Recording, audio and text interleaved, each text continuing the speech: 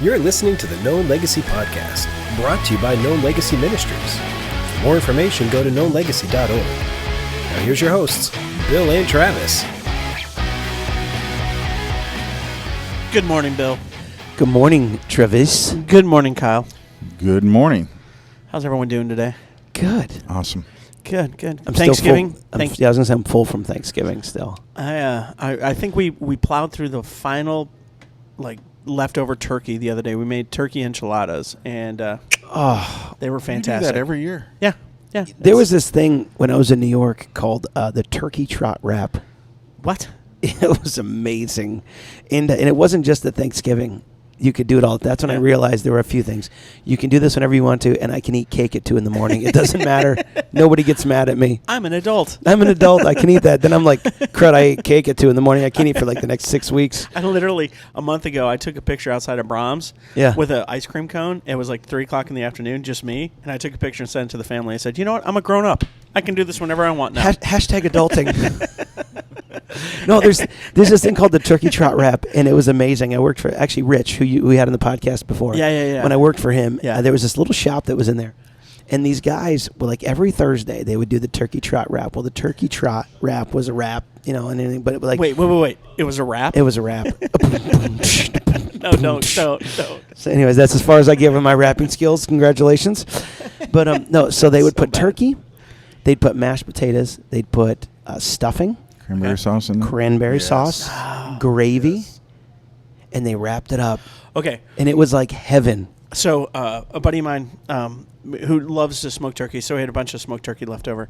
He went 2 mornings later, he was doing his scrambled eggs, and he's like, oh, I'm going to put stuffing in there. So he put a little baking fat in the cast iron skillet, put stuffing in there, then put the turkey, and then put the eggs. And he goes, it was the best hash he's ever had in his entire life. He goes, absolutely the best way to use stuffing ever. Because it crisps up. I like it. And it kind of creates that crispiness that you want because of the I'm literally speechless right now. I don't even know what to say. That sounds delectable. That sounds like heaven on earth. Yeah, that's what I'm thinking. But so Thanksgiving, and then we just we enjoyed that. But it did make us think about Black Friday, and I was like, man, I didn't do anything for Black Friday. Did you guys go out shopping or anything like that? Nope. What were you sharing before? You were talking about Black Friday, weren't you?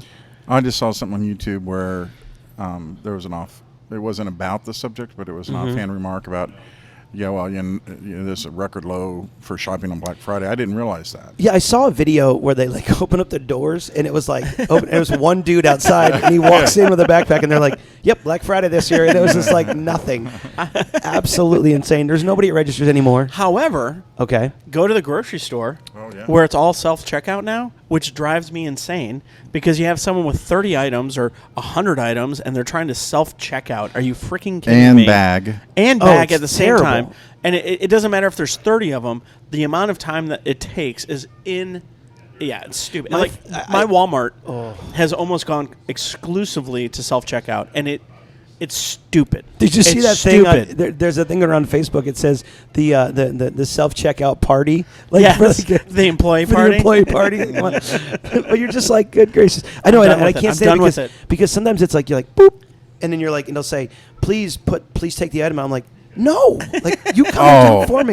Kroger's the worst. Oh, it's the worst. It's you scan it, says put the item in the bag. I'm give me a second to get it over there. I know it. It's hurry up, hurry up. There's other people waiting. And then you put it in there, and they're unexpected item in bagging. Right. Wait for attendant, and then the attendant's got to come from the back stocking room. Exactly. Poor Sandra's back there trying to run in because she's I don't know how to. And there's 30. The other thing you have to do, because all the lines are full, is if you're buying any form of alcohol, you've got to say, okay, I'm going to put that stuff where when that person walks by to approve that I'm over 21, right? I'm hey, I've got this, right? Or even markers, markers. I'm what am I going? Am I sniffing markers? What's going on here? But you know what? There is one redeeming place.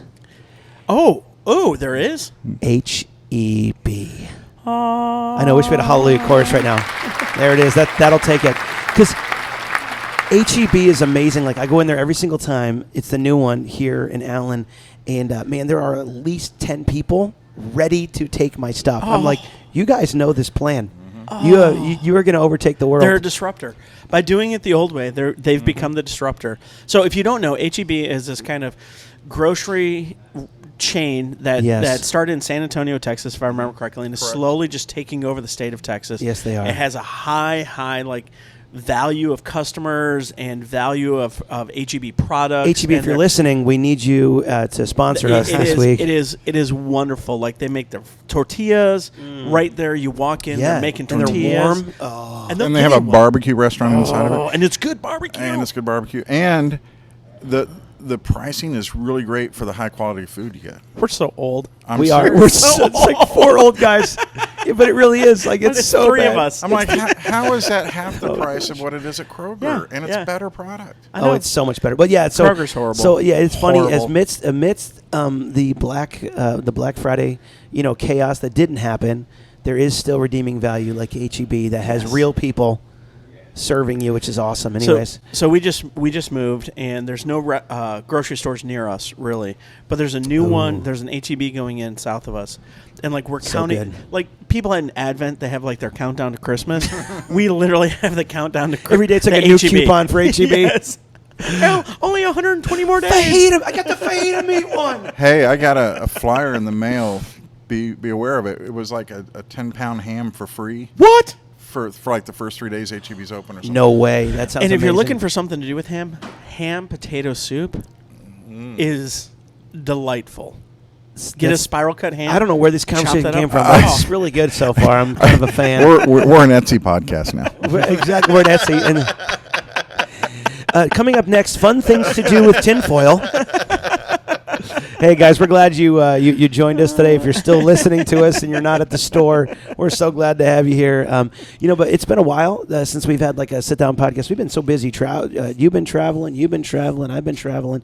It's been a travel time, and I think we have a lot of new listeners. And so today I wanted to pop on and kind of share, because the conversation, the questions that have come up is, so what do you guys do? Like, what are you guys for? And I think a lot of guys that have popped in don't know who we're about. So I wanted to kind of share a little bit about that today, about Known Legacy and why we do what we do. Again, I know we've talked about it before, but amidst the over 200 podcasts that we have, I know most guys aren't going back to one to listen. So first thing, go and check those out if you do get a chance. If you got some time, check those out, and we'll give you a gold star if you hit 100. We will mail you a gold star if you listen to all 100 and show us. And if you make it through 100 and want to leave a review, we'd love that as well. Yeah, if you make it through one and want to leave a review, we'd be more than happy to. So. Yeah, if you make it through one. If you stop halfway through one, don't leave a review. but the more, it's so funny, because the conversations over the last few years that we've had are guys that are like, man, this is so needed. And but it is needed, and it's for guys. And so we're going to talk a little about that today. But dude, jump out. Like, I mean, we've been doing this for 5 years. 5 years. It's been 5 years. I mean, like, I saw a post today from 2018. And I think we started in like 17 or 18. I can't remember anymore. It just kind of rolls together now. And we've kind of been done with the season thing for a while, and we're like, we're just going to keep on doing them. You know what I'm saying? Kind of roll through it. But I mean, I mean, I could certainly share my heart. But I mean, you guys share a little bit about this if you'd love to. Well, I think my heart is, first and foremost, you guys are a brotherhood that I need in my life. And so the excuse to get together and talk about life, faith, family, all that stuff is valuable to me. Yeah. And the fact that we get to do it with microphones on is huge. Yeah. I think the other motivator is I'm seeing guys that have bought into the culture and bought into what they think success is. And most of them are living the dream and are bored out of their skulls. Yeah. And they don't realize the adventure that God calls them to die to self. Yeah. And no longer, be in that place of God is with you. And he's calling you to this amazing adventure of trusting him, of doing some spectacular things, and what it looks like. And that's why I love and value so many of the interviews that we do, because it's these guys that have stepped out of the comfort zone into the danger zone. The danger zone. I'm just kidding. That was thanks. I wish we had it now. No. Kenny Loggins, where are you? Post-production. Exactly. And step out into doing things that don't make necessarily sense according to the spreadsheet or whatever, and yet God has used them in such mighty ways. And that doesn't mean their life is easy or great or whatever, but they just, you can see a spark in their eyes when they're talking about where they're serving and how God is using what they're doing. So those are the two major reasons why I continue to do this. Yeah. What about you, man? Yeah, I mean, obviously, we've known each other a long time, even before the podcast. Yeah. And you guys are two of my accountability brothers, and love that when we have this, we can come up and share with each other and just connect and, forget about everything else. But in terms of the podcast, to me, the best thing about it is, I'm going to echo what Travis says, but it's just always shocking to me and amazing, not shocking, but amazing when you hear some of these stories and these guys that just, hey, this is what God said, and it looks crazy to everyone else, but I'm doing it. Yeah. And so for me, what Kyle said. Kyle said. Ditto. What Kyle said.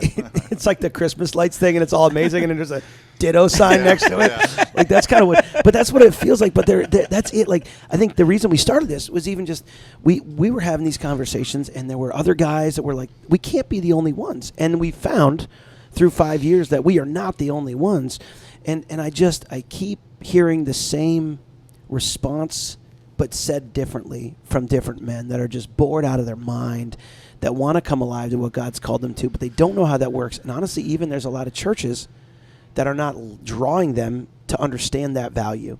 And so I feel like that's why we kind of had this. I thought about King Josiah in, I think it's 2 Kings 22, and he talks about there's this moment in the slew of kings that are just like, and then this guy messed up, and this guy decided to do his own thing, and this guy, and then said, but then Josiah at 8 years old gets the throne, and he turns it around. And for that period of time, he destroyed the idols. He took down everything that basically was not of God, and said, we're gonna honor God with what we do. And that's so rare today. I saw this post from the Babylon Bee this morning. It was funny. I think I shared it on my social media. But it was like, a woman of the year goes to mom who's too busy to stop, basically loves her kids and nobody knows her name. And I'm like, yeah, that's exactly what it should be. But we want to continue to bring honor to those who think they're walking in mundaneness when they speak into the heart of their kids. Right. And don't have time to go and conquer the things that they want to conquer, but they want to impact their families. And I want to go back to Josiah for a second, because I think we can buy into the lie that we have to have a certain amount of education, or we have to have a certain amount of age or experience before we can just be sold out to Jesus and just have that moment of saying, I don't care about anything else. I'm putting the flag in the ground. I'm putting the stake in the ground. And if there's idols in my life, I want to sacrifice them to the altar of Christ. And I just want to go where he leads. Yeah. And he might lead you to your backyard. Correct. And hang out with a handful of guys around your fire pit. He might lead you to Africa. He might lead you to Asia. He might lead you to, be a man of integrity within the boardroom of your business. Right? Standing alone. Right. Standing alone. It doesn't matter where he's leading you. That's the insignificant part that we become obsessed with. The most important part is, our God is still active in our culture and still in love with you and in love with the people around you, and he's still doing miracles. Yeah, and I think, now you're getting me going, because I see this thing where there's these guys who are just like, man, they just want to come alive, and they don't know, because the whole world's pressure is on them, and they've got to be this, they've got to be, and they've defined success in the wrong elements, and even in the church, it's just these guys are like, okay, so that means I've got to know more, or I've got to do more even here. Or I've got to do this, and even the pressure of I've got to commit to do more. It's like, no, we get this moment with our kids. I mean, all of our kids are growing up. We've all got kids who have left the house, and so I know that there's those moments where you look back, and you guys get those time hop pictures on your Facebook, and you're like, or you look through old pictures. We're looking at the cruise pictures, and you're like, where'd those little kids go? Yes. And you're like, and then then we allow the enemy to do one of two things. In our loneliness, we say, you failed. You didn't spend that time wisely. And they're like, you're right, I didn't. And then we sit there and we wallow in our pity. Right. Or we make changes. And I think one of the things that we want to do here is continue to help guys make changes regardless of their age. Right. Again, I go back to Hans Gruber. It always goes back to Die Hard. A great Christmas movie. Which is a Christmas movie. We will say that again. Check out our previous podcast for that one. Come out to the coast, have a few laughs, But I just think that was his first movie. I think he was an architect before that. Yeah. No. Yeah. It was his first movie. Yeah, it was his first movie. He was on a show called Moonlighting. No, not Bruce Willis. Willis. Hans Gruber. Sorry, Hans Gruber. Yeah. What's the name? Alan Rickman. Alan Rickman. Yeah. Alan Rickman. Snape. I mean, his first lines, "Ladies and gentlemen, ladies and gentlemen," and you're like, you see this, and you're like, this guy went from, I think he was an architect, to then doing that. So what I'm saying is, that's not. There's a spiritual significance in some of this, but the idea that it's not too late, and if we have to raise that banner over and over and over again, we can, because someone new is listening today. That's like, I have destroyed myself, whether it's through sin, whether it's through, and I don't care if it's ministry or not either. Like, we know guys who are walking in brokenness in ministry that are sitting there going, whether their identity or their heart, I'm saying all over the place. Conversations, the things that we've been privileged with Known Legacy, that I think we've all been privileged with. We've heard story after story from guys who are like, I'm going to tell you this. Like, I had a guy who talked to me, and he had a guy in his church, 81 years old, and a guy that he knew of, another pastor, and he said, this guy was on his deathbed, and I don't know this guy, I don't know the story, but I don't know who the guy is, so I can share this story because it's pretty anonymous at this point. But this guy's on his deathbed and he's dying, and he leans into his pastor, a faithful guy, elder at his church, involved in everything. And the last thing he said to his pastor when he leaned in on his deathbed was, "You never really got over the sexual sin thing." Bro, that's not our goal. Right. And so what I'm saying is, there's guys that are walking in our church, and their desire is to not sin. And I'm like, that is not the life that God has called us to. So if we're walking in defeat and brokenness, and the enemy has said, you'll never compare to this. That's why we do this. To over and over again tell them that God's mercies are new every morning, and that we get to walk in this victory of saying, no one's going to cheer you on. 85% of the time it's going to suck. It is. I mean, let's be honest. You look at your life, and there's struggles and mundane, and somebody calls, and this bill comes in, or a car breaks down, or your kid does something. You're like, why did you do that? You're in, or they have victories, and then you have these moments, these mountaintop experiences. But the problem is that we want to define ourselves by those mountaintops and not walk through the mundane with somebody to say, keep pressing in. And I think that's our goal is to keep pressing into these guys who are feeling weary, who have put down their devotions because they haven't worked, who have tried 5 times with their wife to do a date, but it hasn't worked out the way they wanted to. And we're saying, no, keep going. And I think that's what we want to keep doing, because that is what is worth it, because at the end we're going to stand in front of the Father. Does that make sense? Yeah, it does. And the analogy that comes to mind is... most of us would sit down and say we don't have the best of diets. Yeah. We don't eat the best of foods. Yeah. And so the assumption for many of us is, well, if I just stop eating bad food, that's good. The problem is you need to be compelled to eat good food, which will actually decrease the consumption of bad food. Yeah. It's not like you're fighting against bad food. It's, are you replacing it with something better? And that's the adventure that Christ is calling us to, is like, don't worry about the sin stuff. That's going to take care. I will take care of that in you. I will prune that from you to a certain degree, this side of heaven. But continue to engage in the good things that I've called you to, a life of service, a life of reflection, a life of prayer, a life of follow. And all of a sudden those other things, someone once said, one of the guys I listened to, he talks about no one on a mission trip, I shouldn't say no one. For him, when he's on a mission trip doing mission stuff, he doesn't worry about pornography because he's so focused on what the good things that he's doing is right ahead of him.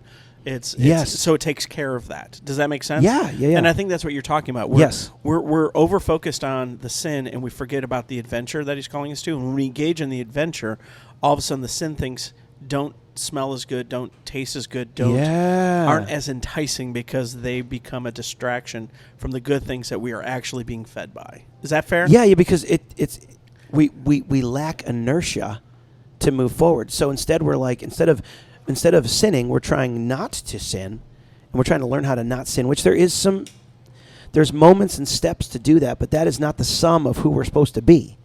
And so I think the idea of us going, look into who you want to become and walk towards that.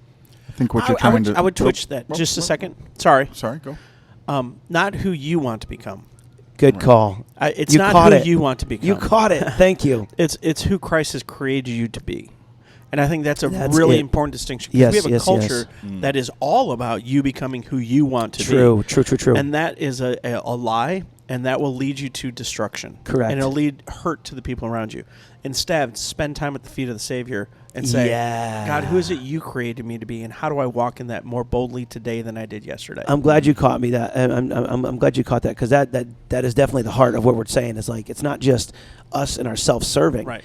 But, man, there is so much more. And you were going to say something? I think the simple way to put it is you only have so much energy. Yeah. And when you're spending it on trying not to do something, you don't have the energy to do anything. But when you're spending your energy on trying to become who God wants you to be, there's not time for the sin. Yeah. You're just... what Kyle said. Yeah. Ditto. No, that's it. But I think that's the conversation we want to consistently have with you guys. That's why we bring people on the podcast. And I think just as the end of the year, as Christmas comes in, and like you said, I mean, the Black Friday thing, I think, speaks into a volume that people are hurting too. Yeah. That they're afraid. There's a lot more fear of what's going to happen. The idol of consumerism that our culture fell in love with for decades now. Yeah. All of a sudden is being torn down unintentionally, because it's like, oh, wait, the bigger TV doesn't bring me the happiness I thought it would. Yeah. The the best Xbox doesn't bring me the joy that I thought it would. And so the illusion or disillusionment of consumerism, I think, is beginning to take root. Now the question is, are we replacing it with something good and righteous and holy? Yeah, and I think it's comfortability versus uncomfortability. Because as a child of God... You mean discomfort? Ditto. You would have thought after writing a book I would have had better grammar. I ain't got good grammar. Kyle is killing it today. He's smacking me around today. Well, thanks, Kyle. Welcome to the Canile Legacy podcast. No, but I do. I think that's it. Like discomfort. Thanks, Kyle. Man, I'm gonna use that. Let me write that down. But no, I think that's it. Like we have allowed ourselves to be comfortable. You guys are killing me today. But this idea of us trying to be comfortable. And even in the church, and we try to be comfortable in the church. We try to and it's not just learning. I don't want to just beat up on learning, because there's so much value in knowing the truth. But it's then, what do we do with that? Where's the inertia behind that learning? Right. Is it just, I need to learn more? Or what do I do with what I just learned? Right. And I think the siren call of comfort is an idol that has always been at the forefront of most of the devil's play within our hearts and our minds. You look at Moses, he's up on the mountaintop, he's receiving these words from God. It's this supernatural, spectacular thing that's happening. The people are in the valley, they're waiting, they're getting uncomfortable, there's a lot of uncertainty, they don't know what's next. And so what do? They create a golden calf, which is an idol, which brings them comfort because they can touch it, they can see it, they can feel it, and it's right there in front of them. And then Moses comes down finally and goes, you idiots. Like, here, God is right in your presence. He's right above you, and I'm in communion with him. And you guys, because of your desire for comfort, have erected this idol that brings you nothing. So almost like, we in the church, I think, not we in the church, as followers of Christ, the reality is we have to become comfortable with being uncomfortable. Mm-hmm. Like there's strength in the waiting. Correct. And we haven't valued we've done strength that a few times. in the waiting. Like sounds like a song. But it's just this wait on the Lord, be strong, take courage. I mean, there's Psalms, we were talking this last week. Again, like it's not any easier. Just a thing like, so Travis is in full-time ministry, I'm in full-time ministry. It's like, it's not easier for us. It's not like we get up and I'm like, we're super Christians. I think that's the other false view is like, well, if I learned more like you guys did, then I'd have it. And we're like, no, it's that difficult. It's still just as difficult because we're faced with the same choices. Do I sit in this and is my goal to try and not sin? Is my goal to be comfortable or uncomfortable or live in uncomfortability? I'm going to use that word now. But this idea of, or do I say I'm going to step out and try to do something great? And I think that's it. It's that moment, and maybe that's it. It's at the end of the year, and there's some time. Hopefully you'll have some time off if you're listening to this to process and just take a day and be like, where am I comfortable? And where do I need to be challenged to step out of it? And that could be with family. That could be with the future. Finances. It could be with going, do I look at this and say, I've got to stop eating out, or I've got, whatever thing. But I think that's the goal of our desire in this, is when we ask, God, who are you calling me to become? Right. And then walk in that. Right. Because at the end of the day, our kids and our grandkids are watching. And to see a man who follows God over a bank account, a man who follows God over anything else, is the legacy that we want to leave. Because even at the core of that, if we dig that down, I know there are people who have got their kids in sports, and I like sports. We do organized sports, my kids. But is it because of the quality that it will bring the kids? Will it bring them, a sense of teamwork? Will it bring, or is it because at the core of it, this is going to equal this, which will equal a scholarship, which will equal this, which will equal my kid's going to be successful? Right. Or what are we defining success by? Right. Are we uncomfortable with defining success in the terms of who God says is successful and what God says is successful, or what the world is? Are we still there? And the goal is that we would have the posture of, I think, Paul, who says, man, I consider everything loss compared to the greatness of Christ. And if I'm a poor pauper, barely getting by, but I'm a man who knows the will of God and I'm walking in it, that's the success that we're longing for. Revelation 21:1 says that all this is going to burn away. I see a new heaven and a new earth.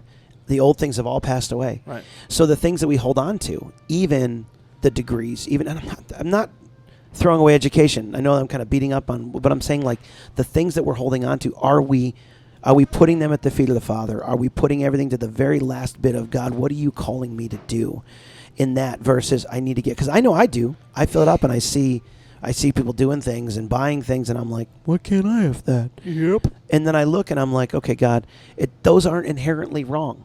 Those things aren't bad in themselves. But if that is where my satisfaction comes from, I need to rethink it. Right. And at the end of 23, do I need to rethink who I want to be in 24? Who I want to become in 24. And that's why we do these things, because we know there's a lot of guys that are out there watching, mainly listening. Most guys don't jump on YouTube, but hey, we'll check out our YouTube channel too. But the idea of guys becoming who they want to be and having that conversation as they're holding onto the steering wheel, and you're like, what is where I'm going today helping me become who God's designed me to become, or do I need to rethink that? Right. Are the words and actions that I'm doing towards my family, are they helping me become who God's designed me to become? Or is it all self-serving? Which leads you to the foundation of Christianity, and what separates us from almost every other religion that's based on behavior. We have this religion that's based on forgiveness and new starts and new beginnings, and it has nothing to do with behavior. It has everything to do with Christ and his obedience to the Father, and because of his obedience to the Father, we now are clothed in that. Yeah. Through his death and resurrection, we have a new beginning every single day. Yeah. Every single day. It's not a one-time deal. His mercies are new every single day. And so wherever you are in this journey, whether you're at the pinnacle or you're in the valley, his mercies are new every day because of Christ and what he has done. And that's why Emmanuel is such a powerful imagery, the fact that God came to dwell among us, to be with us, to come to you and to me in a very tangible way as this infant, so that we would know, okay, we have a God who sympathizes and empathizes with us. He's walked this earth. He's seen what it is to be betrayed by friends. He knows what it is to be, have the political parties rally against him. He understands that. And because of that, he has empathy for us as we journey into our lives.